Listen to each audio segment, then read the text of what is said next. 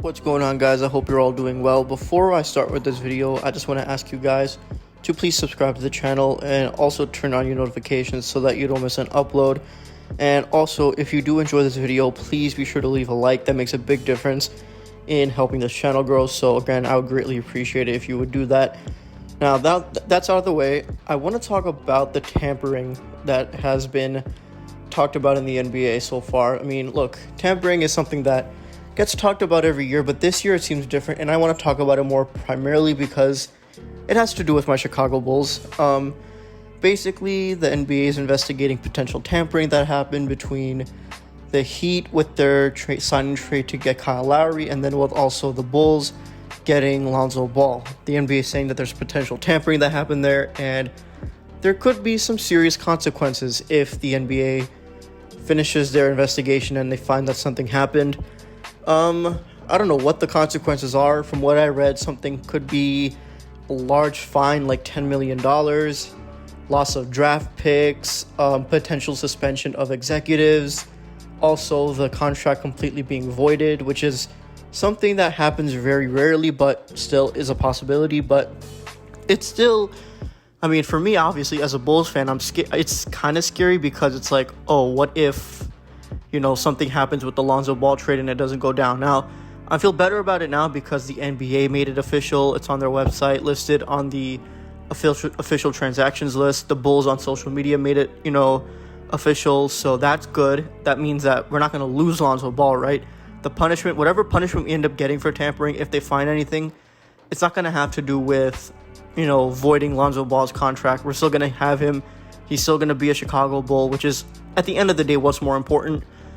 But we could see a big fine, which isn't the worst thing in the world. Like, if the team owner, who's Jerry Reinsdorf, has to pay $10 million, I don't think that's too big of a deal, given that he's a fucking billionaire.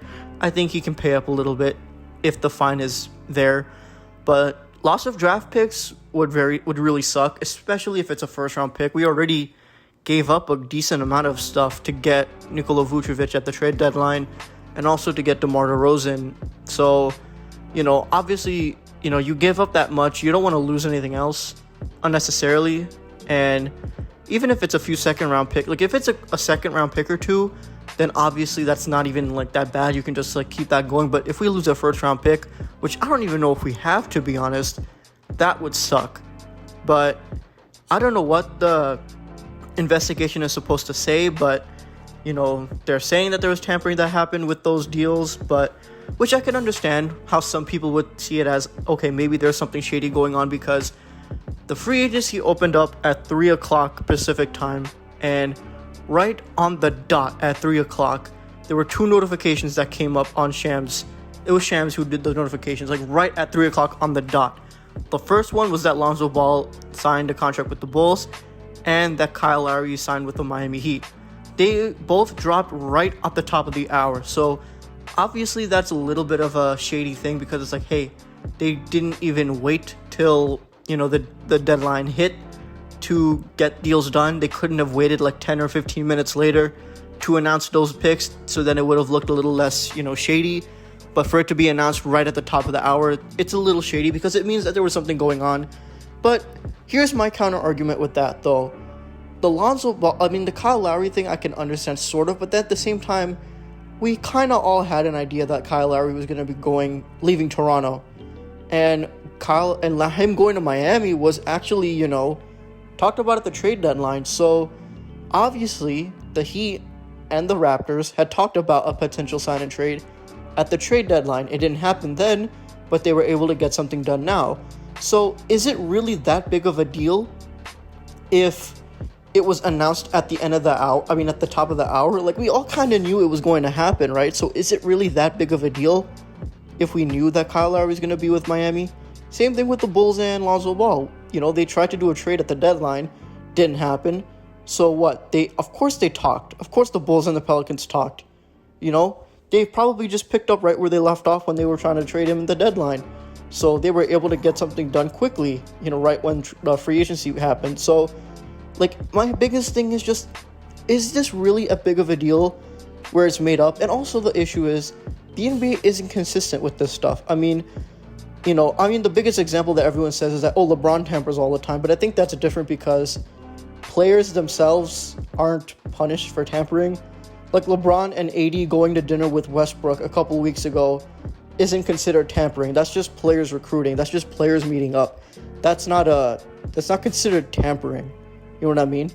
If it was the executives doing that, then yeah, that would be a thing. Like if whoever runs the Lakers, like if Jeannie Buss met with Russell Westbrook like 2 weeks before free agency opened, then yeah, that's a big deal. But LeBron and AD going to dinner with Westbrook isn't that big of a deal. So I don't like when people use that as an example of tampering because it really isn't. But at the end of the day, who really cares? Like, this stuff happens all the time.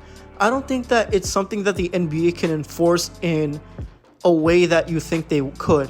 Like, they think that they can stop this, they think they can prevent this, but it doesn't make any sense to why you would try to enforce it in such a aggressive way when it's not necessary. I mean, the biggest example that people can think about was last year because who was it? I think it was Bogdanovich was originally set to go to the Bucks, right? And it was supposed to be, I think, a trade, but something happened where the Bucks got in trouble with the league for some tampering violations, and then there was a big punishment that happened. But then it all didn't really matter because the NBA punished the Bucks by basically taking away a couple of their draft picks, and then also Bogdanovich didn't even go to the Bucks. He ended up going to the Hawks. So did it really make that much of a difference? No. So the whole thing just doesn't really make that much sense to me because teams are going to talk to each other. It's their jobs.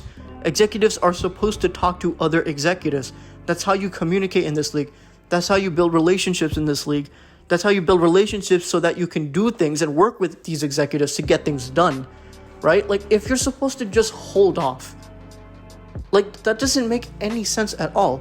Like, does the NBA really expect players and teams and executives to wait patiently for the top of the hour to hit, and then right when it hits, they start calling the phones and start calling everybody?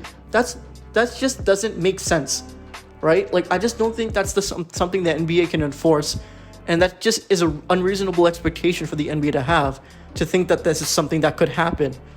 Players talk, executives talk, it's just part of it. I don't see why there has to be this like huge deal made out of it when it's tampering. And of course, am I saying this with a little bit of a bias? Of course, I'm not even going to hide it because the Bulls are involved and I don't want the Bulls to get in trouble. Like, I don't want Arturas Karnisovas or Mark Eversley to get suspended. I don't want the Bulls to lose draft picks. You know what I mean?